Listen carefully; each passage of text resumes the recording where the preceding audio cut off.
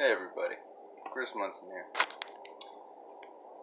I figured I'd have a interesting video for you guys today on a topic that is normally controversial because there are facts on the situation. However, there are also lots and lots and lots of illusions and stories that are just that. Watered down versions of the truth, sweetened versions of the truth. Crap that is just entertaining, pretty much. And shout out to Purple, you know who you are. You made a very good point when it comes to Planet X. My grandfather didn't talk too much about it, but he did talk about how that there is going to be signs in the sky that will certainly show us the times that we're in. And that is a thing he talked about, Planet X. And, of course, certain other things. But let's move on to what I want to talk about, which is the Roswell incident, as well as the ancient technology. Roswell. 3 things. 1, the obvious main story that the government gave on that. Weather balloon. Complete bullshit. 100% bullshit. 100%. Now, second freaking general story that kind of goes along the lines of what a lot of people like to take and then just run with when it comes to stories and entertainment. A alien ship came from the sky and then crash landed because something that is of high technology just drops out of the sky and crashes. You'd think that something that advanced would have all kinds of features to protect from that. I get that when it comes to our technology and our thoughts and our opinions about the things that we have now, that's possible. You're dealing with beings that are so hyper intelligent. It's impossible for them to crash because they would never allow for it. They're perfectionists. Which leads me to the third thing. What he told me when he never was at Roswell. So all the information he has on that is directly from the information from the actual folders, the documents that they held in the deep underground military bases. When you literally take care of a library, a labyrinth of information underneath the United States, you get a lot of time to yourself to just look around. So he did. And thank God for that. Now, that third thing, from what the documentation stated, it was on purpose. The entities to which currently own and control the moon, the Fallen, purposely did that. The bodies found, the alien grays that a lot of people like to go into, they're flesh suits. They're avatars. Just like whenever you have a game, like an online game, you create a character. So imagine there's a reality underneath your reality. You build a character in that reality, and then as your real self, control that avatar in that world. Okay? That's what those are. That's the reason why when they found them, they were just this lifeless fucking things that you can examine. That was the whole point. The Fallen wanted to advance the individuals on that planet to which they had control over already. So to do that, they needed to give us a taste of their own technology. What better way to usurp the human race than with the technology that you give them and that they develop because of it? Okay? Now, moving on from that, it was made to look like an accident simply because that these beings, the Fallen, they're about illusion. They like to have distance, detachment from that which they control and where they actually exist. The concept of the cube literally comes from them, because the idea is a cube has 8 points of control. If you will, if you tried to enlarge it in such a way that you couldn't see the full extension of that cube and you just go to each individual point, it's like a fucking pyramid. It's this control of power to those points. It builds a reality by 8 different freaking sections. Again, the points, that is. Each side has its own reality. Each form of control. It's a box. The concept of think outside the box, there you go. That's the reason why you have the cube. Take a cube. Literally. Like, if you can just imagine one, like in my hand. This is them. This is us. That's the kind of a detachment that they'd like to have. That's the concept of control that they think about. Moving on. The ancient fallen were technological geniuses to the umpteenth degree. That is also why, in my opinion, the reason why we have a lot of psychopaths in our own bloodlines is because of them. Because they're intermixing with our human DNA. It doesn't work.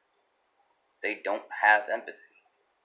That's the reason why that certain bloodlines, obviously, every human race has had them intermix with them to see what would happen. Not just to create the Nephilim, the giants, but also to create, good lunch, or dinner, but anyways. When it comes to those bloodlines that they created, the giants were one existence that they had. And those giants were, again, their original form of intermediaries between them and us. They were that barrier. They were that authority, because they were so big and scary. They were intelligent. Not extremely intelligent, but intelligent. Probably as intelligent as, let's say, maybe not Stephen Hawking, but I would have to say like a brigadier general of some kind. They were intelligent enough in order to control an army of people. From there, they can control other people. Now, when it comes to them and their form of influence, or at least that they were influenced by, the flesh, sin, that is what makes them so, I guess you could say, sinister, but at the same time, so flawed. They are affected by pride, by greed, gluttony, lust. Okay? These beings, if they had a chance to rape something, and they felt like it, they won't stop themselves. They'll do it. If they want to eat a human, they'll do it right there. They want to fucking take your shit, they'll do it. That's the point. If they think that they're so prideful and they felt disrespected, they'll just kill you. That's how they could control us. That's the reason why they can have armies of humans backing them. Because when you're so afraid to get killed by this thing, and no one wants to stand against it, to stand in front of it would be like David versus Goliath. Okay? I'm fairly sure that's the name I'm looking for. David versus Goliath. Anyways, names aside. The point being, that kind of genius to make such entities does not just simply go away. Did it wipe out a lot with the flood? Yes. But you also gotta understand, these technological beings didn't just hide underneath, they hid themselves above. They are the fallen for a reason. They came from on high, down to us, through the waters above, or the waters below. They're technologically advanced. Anyways, moving on. Ancient civilizations worshipped the giants, the fallen, and half-breed bastards.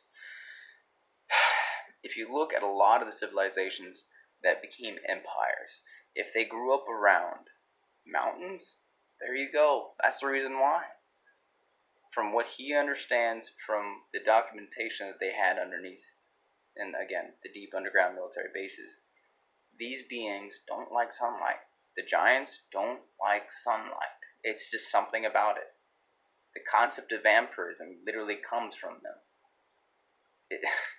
As funny as that might sound, I mean, they're trying to mix those two thoughts in your head.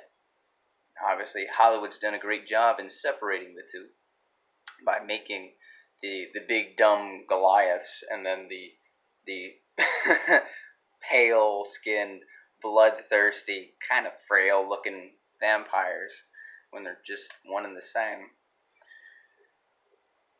Point is, these entities that still exist underneath us, in the mountains, in areas to which they stay away from the rest of humanity, for the most part,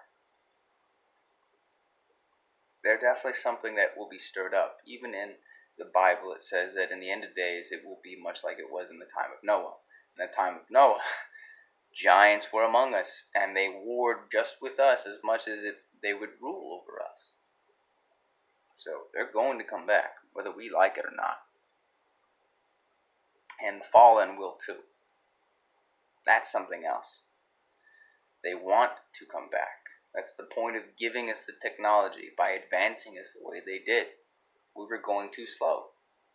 They bumped us up. It's good reason.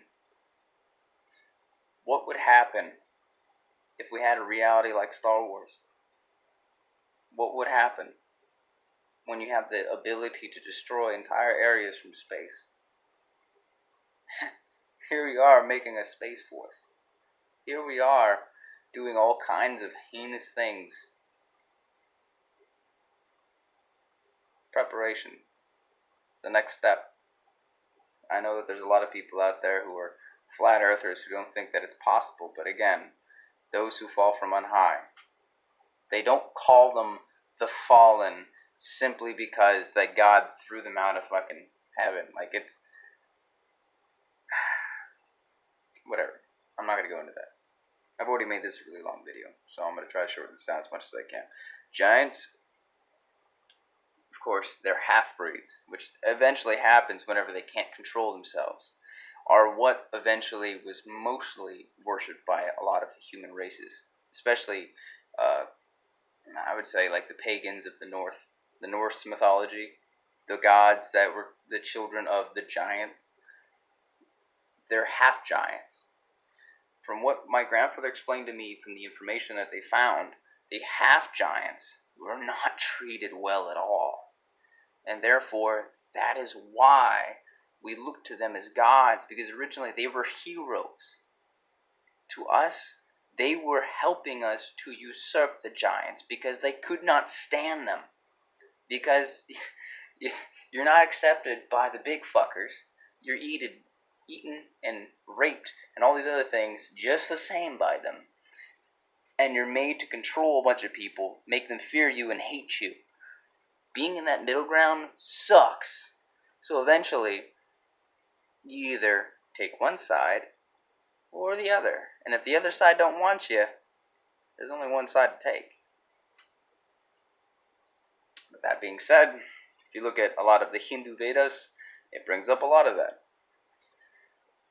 I can't remember all the names of the various gods in there, but one of them in particular was talked about how it was a giant figure, and he would sit his wife upon his knee, and that entities came from on high to come to him, and they would even show that these entities had different kinds of technology, almost like suits that would allow for them to come and be amongst us.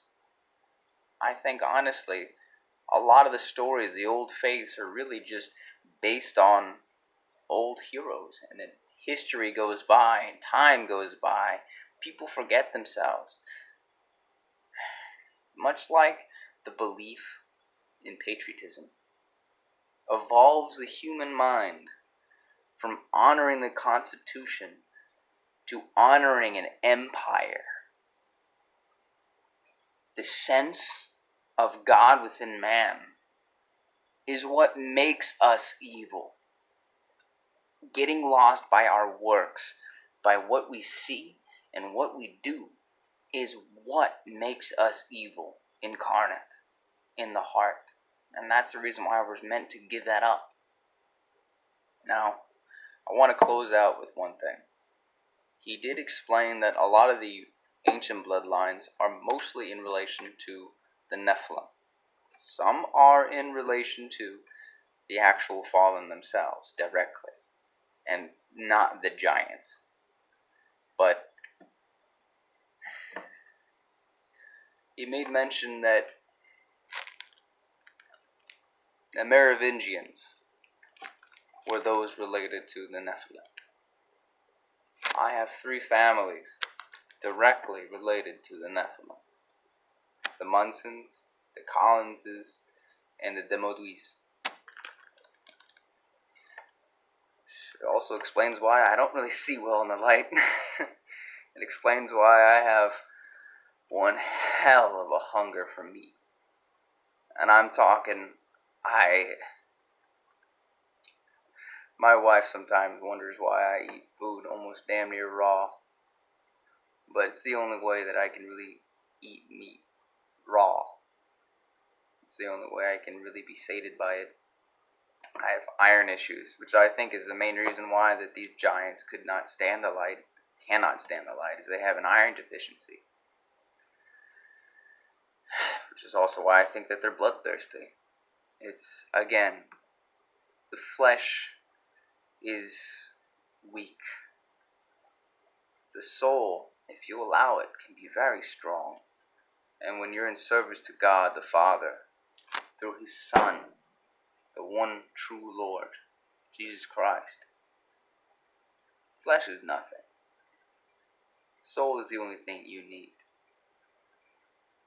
Don't worry about anything else. He'll take care of you. And let it be your time. Let it be. Just make the best out of it. Thank you all for listening. Thanks, Purple. God bless and good luck.